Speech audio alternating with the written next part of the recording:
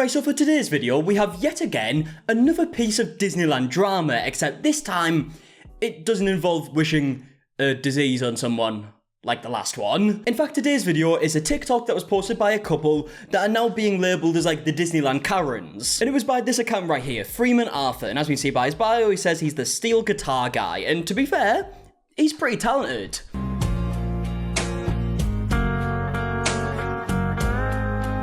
Okay, right, I'm not going to play anymore because I don't know if it'll get copyrighted, but I didn't even know that was a thing. But recently, Freeman and his wife went to Disneyland and they ended up posting a video talking about the customer service and just complaining about their experience. I'm very disappointed with Disney World's customer service today. It was awful over at Hollywood Studios. So here's the story. So we're staying on property. We've got Genie Plus as well. And Amanda, look how cute she is with her Queen Amidala ears. It is Amidala, right? Yeah. Okay.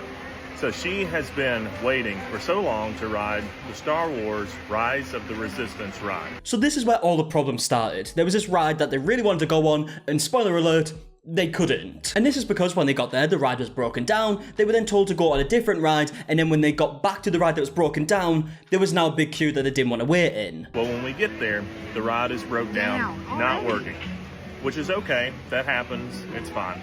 But everyone there that was working for Disney said, don't stand in line, go ride something else, because we don't know when this ride's going to be back up and operating. So we did that. We went and rode the Millennium Falcon, which was awesome. That was awesome. It's a great ride. And then we come back and we're checking, we'll go, well, let's see where Rise of the Resistance is.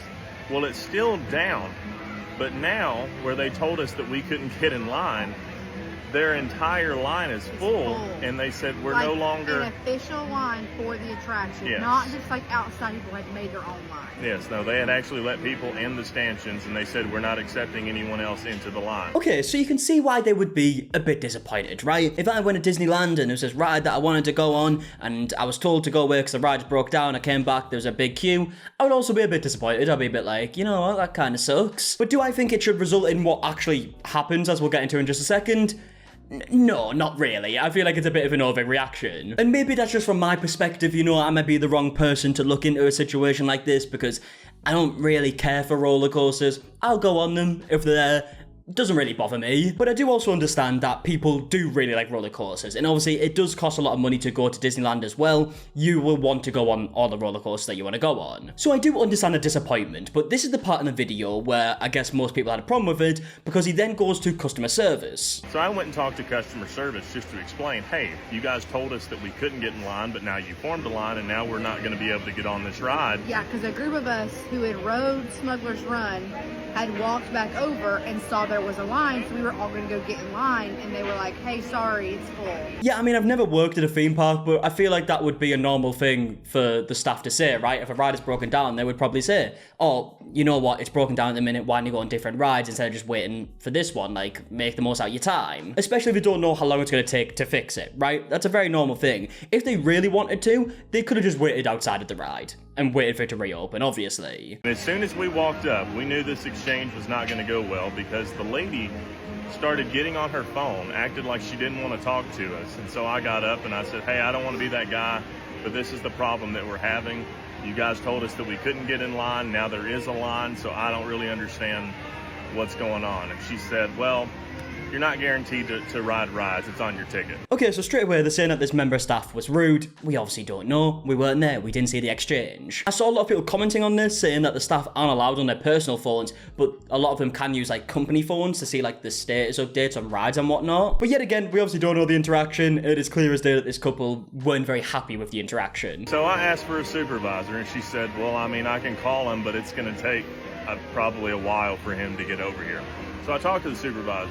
He is just as bad, if not worse, than she is whenever I explain the situation. Okay, so not only was this member of staff bad, but also the supervisor is bad in his eyes. Maybe they were. Again, we haven't seen it. Maybe they just didn't get the answer that they wanted, which is obviously another possibility. But also, the bit I don't get about this, and by the way, I get that this all seems a bit petty, because it is, right? But it's went massive on TikTok. It's got millions of views. It's actually now being taken down by TikTok. He's made a response video, which is on millions of views. Like, it's a very big topic at the minute. But as I was saying, the bit I don't get about this is he went over to this desk. He's complained to this member of staff. They're complaining back and forth. He then said, I want to speak to the supervisor. She said, okay, well, it's going to take him a while to get over here. here. All this time has went by. He's now made this TikTok video as well, which is 5 minutes long. Like, all of this time has went by where he's willing to wait for the supervisor to come over. He could have been in the queue, couldn't he? I mean, we don't know how long the wait was to speak to the supervisor, but clearly she said that it was going to be a while. He could have maybe got through the queue at this point, or at least a big chunk through it. Basically, what I was asking for at that point was just really an apology. I mean, I just wanted them to understand that, like, hey, you guys... We were upset because of that. We got up early. We paid thousands of dollars extra to Disney in order to be able to get on this ride because you don't offer it on Genie Plus, which we also pay for every day, and you don't offer it for a virtual queue either. So we were just trying to explain the fact that, like, we were upset about this. And he literally said, it's not my problem. It's not my problem. I don't care. That's the thing, is it wasn't just us. There was a large group of us who had come off of that ride to get in line and were turned away. And there were kids who were upset. I was upset. You know, I didn't want anything in return. I wanted you to hear the problem and just apologize, because at the end of the day, they weren't supposed to open the line, and they did. And then the rest of us who weren't just happened to be standing there kind of got screwed and weren't allowed to wait in line. Yeah, like I said, I understand the disappointment. Does it really need to go to the point where you're like calling the supervisor over and complaining to them and then posting like a video to millions of people complaining about it? Probably not, in my opinion, but I am trying my best to see it from their point of view, because again, this is something that wouldn't bother me because I don't care for rides like this. I understand that a lot of people do, so maybe it's a bigger deal. But yeah, like I said, from all this time that's passed, he could have been in the queue. Stuff like this happens at theme parks where rides will break down and you will have to come back to get back on the ride. You can't just reserve a space. Like, they don't have a list where they're like, okay, you were here at this time. When the ride is back open, we'll give you a call, you know, we'll get your phone number or something. It doesn't really work like that. And the customer service are saying like they can't really do anything about it because they probably can't, because that's just kind of how it works at these theme parks, from the best of my knowledge at least. Now, he does end the video by saying that the supervisor apparently said, we're here to help people with real problems, saying that this isn't a real problem. I said, what's the purpose of you guys having a guest experience tent over here if you're not going to help people? And he said, well, we're here to help people with their actual problems. Yeah, I mean, clearly they're getting a little bit passive-aggressive to each other, right? Because he just said here, oh, so what's the point of this tent then if you're not here to help people? That's pretty passive-aggressive. You might have got a passive-aggressive response in return. I mean, the fact that it got to the point where he was saying, like, what's the point of this whole customer service tent if you're not going to help people? Clearly this was a little bit more of a heated exchange. And he actually says in his response video that he was being, like, really calm and nice about it. Just with that sentence alone, it kind of insinuates that it maybe wasn't. It was a little heated. And as you can probably imagine, there wasn't a lot of empathy in the comments for this situation. We've got comments like this, which are just archives at this point because, again, the video got deleted. But here's one saying, prayers for you and your family during this difficult time. I couldn't imagine going through this. Probably sarcastic, if I had to guess. I fell asleep twice listening to this story. Bro, I'm on the app right now and it's a 40-minute wait. Lol, just grab some blue milk and get in line. Welcome to life. If it were me and I really wanted to ride that ride, like it was a must for my trip, I would have just sat nearby to see if it opened for about 30 minutes, not just bail to another attraction. Yeah, that's what I mean, right? Like, just because they weren't allowed to wait in the official queue while it was getting fixed, doesn't mean that they couldn't have just stayed around the vicinity, you know, and kind of just like kept a lookout and seeing when this ride would be back up. Oh, also a very interesting comment here, because someone put, I'm just here for the comments and it didn't disappoint, and Freeman Arthur himself responded saying, didn't disappoint me either, I'm making so much money. And this is something he goes on to repeat in his response video, and I think it's just something he's kind of saying to get back at the people leaving the comments, because clearly in his response video, he doesn't like the fact that people are commenting this stuff in his videos, but then he does go on to say, oh, but it's making me so much money. It's just kind of like a get back. But either way, just to give you an idea to the response that he was getting on this video, because like so many people are making response videos talk about this. Here's one by a user called Marissa Plowman, who actually used to work at Disney, and gives her thoughts on it. When you come to Disney, okay, you are going to have to wait in a line. Yeah, which by the way is probably the main reason why I don't really care for theme parks. I don't really like waiting in queues that much, but I know that is like a part of it, right? You are gonna have to wait, so I just wouldn't go there. And even if I did go there, I would obviously expect to be waiting in the queues. Like, it's pretty common knowledge. Marissa then goes on to respond to what Freeman said about going to the park early so you could get on this ride, and Marissa says that like tons of people do this. He's basically ranting for 4.5 minutes, like I said, about how he went 30 minutes early to the park, okay? He went 30 minutes early to Hollywood Studios, which he thinks, in his opinion, is crazy to do that, okay? A lot of people do that. A lot of people go early to the park. for the same reason that you did. Yeah, I mean, I've never been to Disneyland before. I think I went to, like, Disney World in Paris. Is that what I think it's what it's called. I think I went there a long time ago, and by a long time ago, I mean, I can't remember it. I was that young. So I think I've been there. I've never been to, like, Disney in America. I don't know how early people go to these things. I imagine pretty early. Some people are, like, obsessed with Disneyland, obviously. Marissa then also goes on to say that rides break down all the time, which is normal, and then also says that the cast member was in the right for telling you, like, you should probably go somewhere else while we're trying to fix this. So the cast member, when they arrive, proceeds to tell them, as she should, that you should probably go somewhere else, you know, spend your time somewhere else because you spent so much money. Like, don't wait here because we don't know when it's going to be back up. Keep that in mind. She told them that they should go somewhere else. She never said that they can't wait in line. Like, there's a difference. If you really wanted to ride that ride so bad, you would have sat there for 10 hours and waited for it to come back up. I mean, first things first, there's not a ride in the world that I would wait 10 hours for. But yeah, this is obviously a bit of an over-exaggeration. But what she is saying is, if you really want to go on the ride that badly, wait around, which is what we were saying. Marissa then goes on to respond to the fact that Freeman keeps bringing up, like, we spent so much money being here, and this is how you treated us. And she basically says, like, everyone did. He goes up and basically says that, you know, he pays so much money to be here, which is like one of my favorite things to hear from guests because, okay, everybody pays so much money to be at Disney World. It doesn't matter where you're staying. It doesn't matter what park you go to. Everybody pays a lot of money, okay? And he said that he was upset that he now had to wait in line. Marissa then brings up the fact that they happily waited for a supervisor to come over when they could have just waited in the queue. So then he proceeds to say, can I get a higher up? Which is probably a coordinator or a manager, and the cast member says sure, but it's going to take them a while to get there. So again, they are waiting, which I'm surprised because, Lord, it looks like they have no patience for a higher up to get there instead of waiting in line just to yell at the higher up. Yeah, I mean, out of all the stuff that he said in this situation, that is the bit that definitely makes the least amount of sense to me, because, again, you could have just used that time to wait in the queue. And then Marissa ends the video by bringing up the fact that most cast members are young, around her age. I think she said between, like, 19 and 23, and now they're having to deal with stuff like this. Keep in mind, most cast members these days are my age, which is 19, 20, 21, 22, 23. Okay, because most cast members are in the college program. That's where most of the cast members come from. I don't know how old you are, but you do not look like you should be, like, our age. So the fact you're, like, yapping about a ride, about having to wait in line to people my age is kind of like, touch some grass, please. Okay, so I think it goes without saying, she wasn't exactly a big fan of Freeman Arthur's video. Now, after a bunch of these response videos came out and the comments were coming in, Freeman Arthur then uploaded a response video of his own. He starts it off by explaining why the original video was taken down and then mentions money again. I want to talk about the viral Disney World video that I put up with my wife that is no longer out there on TikTok.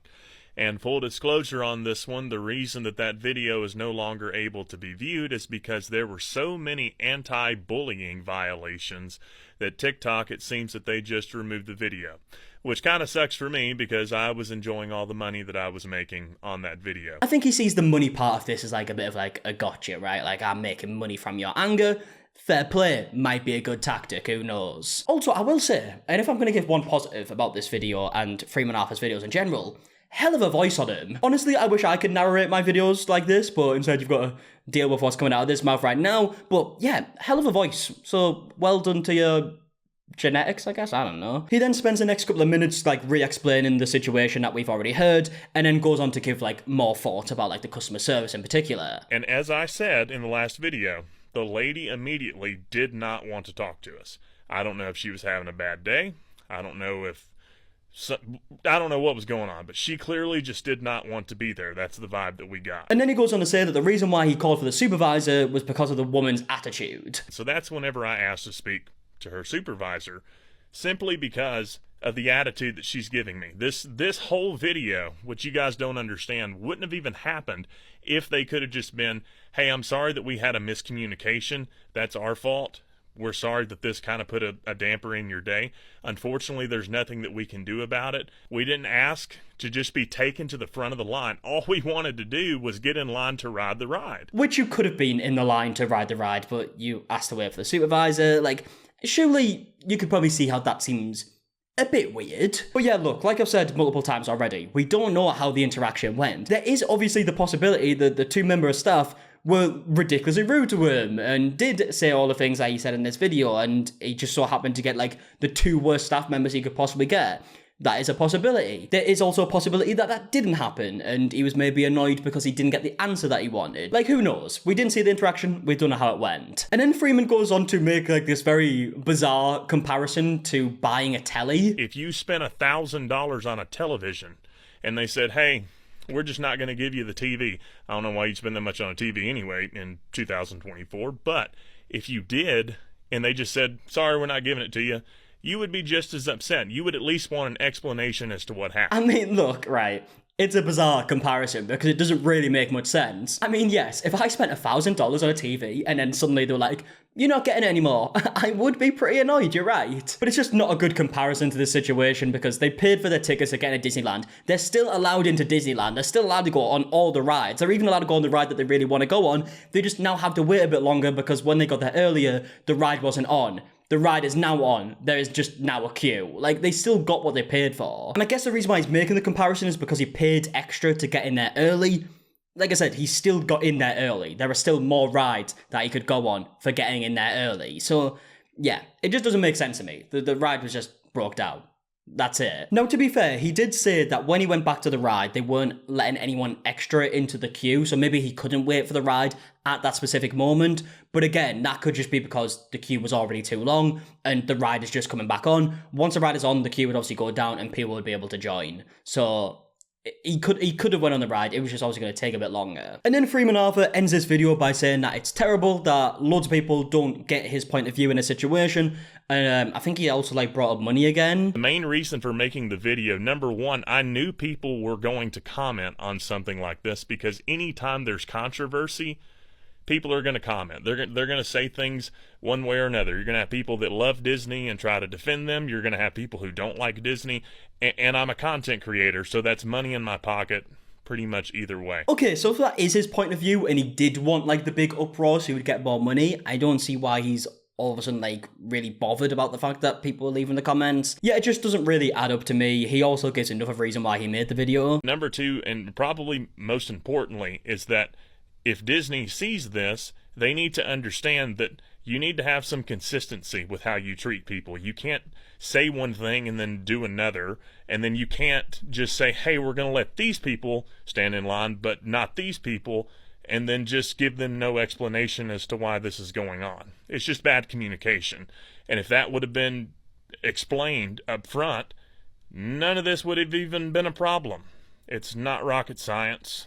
It's pretty simple. Yeah, it is pretty simple. It seems like a really simple situation to me that didn't need to be a situation. It seems like it should have just been something that was dealt with, you know, like in seconds when you see the queue and you make the decision. Do I want to go on the ride this badly to wait? Or should we just go somewhere else and leave it? Like, that's what it seems like to me. But again, I'm not a big, like, ride guy. So maybe I'm just looking at it from a wrong point of view, and maybe you have a different point of view. Maybe you agree with everything that he said in this video. If you do, if you don't, whatever your opinions are, please let me know in the comment section down below, and I'm going to leave the video there. So if you did enjoy, please do leave a like on it, subscribe, all that stuff, and until the next one, I'll see you guys in a bit. Alright, goodbye.